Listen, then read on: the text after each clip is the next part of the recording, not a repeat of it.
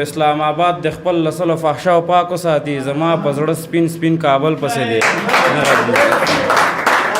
نن مې بیخي د بېوسۍ آخري حد ولیده یو چا د چا پیزوان راوړی او پرې وړه اخیسته پلار مې ویل بچیه زه ښه زورور سړی خو ځان ساته ګوره د بل په زوره اوښتی نه تا د غنمو ډک ګېډي په ملا وړي نه دي لږ پام کوه چې لا په لو لوره اوښتی نه زما سنګر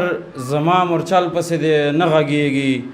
زما ویجاړ ویجاړ محل پسې دی نه غږېږي زما سنګر زما مورچل پسې دی نه غږېږي زما ویجاړ ویجاړ محل پسې دی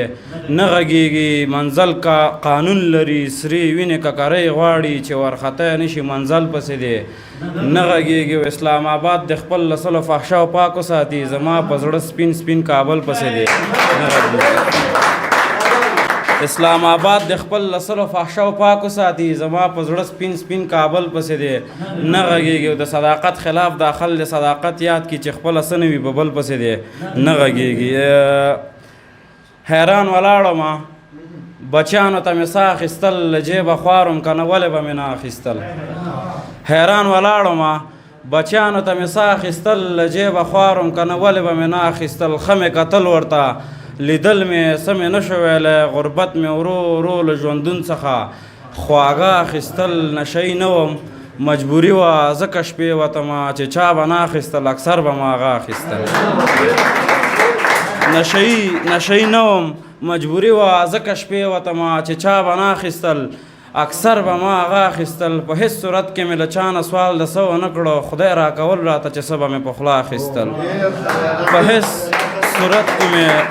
په هیڅ صورت کې مې له چا نه سوال د څه ونه کړو خدای راکول راته چې څه به مې په خوله اخیستل نن مې بیخي د بېوسۍ آخري حد ولیده یو چا د چا پیزوان راوړی او پرې وړه اخیستل نن مې بیخي د بېوسۍ آخري حد ولیده یو چا د چا پیزوان راوړی او پرې وړه اخیستل بولي روانه وه قومونه خرڅېدل مګرم خو صداقت پکې ارزانه پښتانه اخیستل راځم دلته د یو ملګري ندیم جان